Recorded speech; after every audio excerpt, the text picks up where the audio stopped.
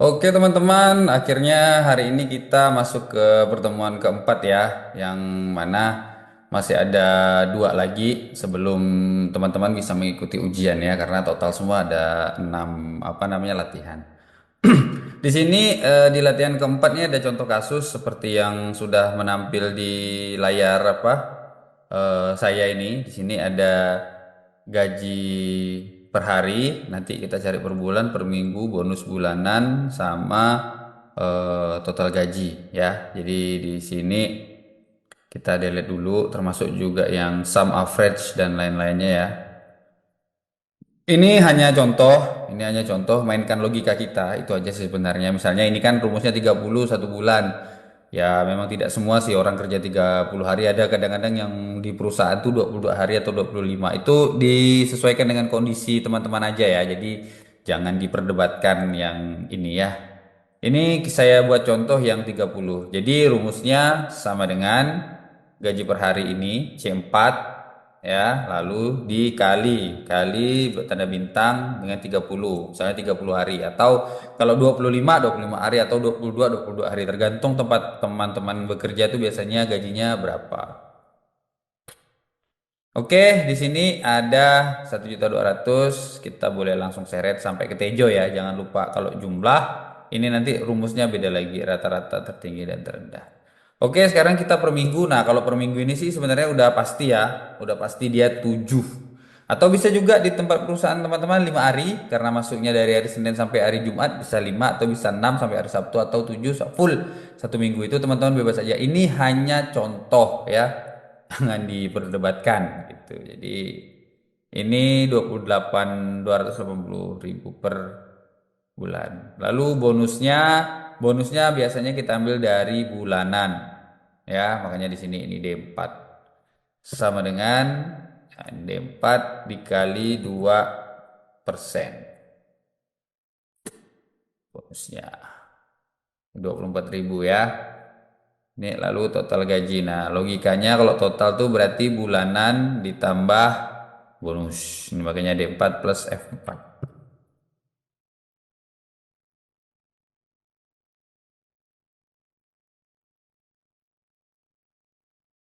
Ya, jadi ini.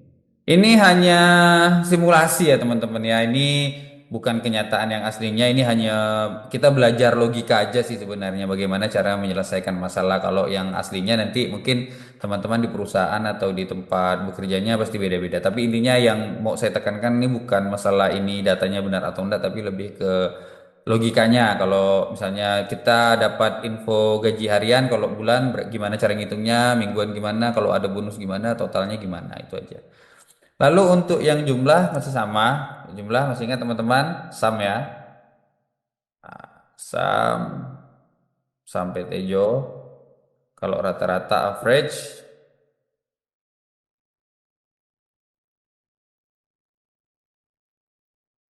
sampai Tejo ya, jangan lupa. Tertinggi mak,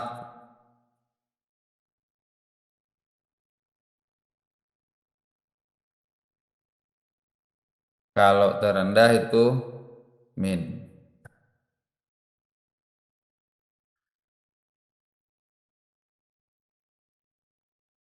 Nah, kalau yang di sini teman-teman boleh diseret, seretnya ke sana jangan sampai salah. Oke. Seperti ini. Nah, oke kurang lebih seperti itu. Oh ya, ini ada 40.000 RP dan koma berapa-berapa gitu. Nah, ini mungkin saya mau ingin sharing ya sama teman-teman. Bagaimana sih cara membuatnya? Ini saya kasih contoh tabel aja dulu ya. Buat tabel. Terus gimana nanti dia otomatis RP dan ada koma 02 di belakangnya atau 01 di belakangnya gimana? Ini kita blok. Caranya di blok, lalu klik kanan, lalu klik eh, apa namanya format cell ya, klik kanan format cell lalu pilih accounting ya. Nah ini desimalnya 2 berarti nanti titik 00 sama seperti yang ini ya. Kalau mau tidak ada bisa pakai 0 gini, jadi nanti tidak ada 02-nya. Lalu ini dicari RP Indonesia ya. Ada pernah ya kursus offline bilang sama saya, Pak nggak ada RP katanya. Ada, cuma memang harus pelan-pelan carinya. Oke, misalnya saya mau buat 40.000, nggak usah kasih koma, dia akan otomatis. Ya, misalnya 10.000, sorry, dan misalnya 5.000. Oke, jadi kurang lebih seperti itu. Oke, mungkin untuk latihan 4 cukup sampai di sini. Teman-teman silakan dikerjakan tugasnya, nanti dikumpulkan pada saat mau ujian. Oke, terima kasih. Sampai ketemu di pertemuan kelima.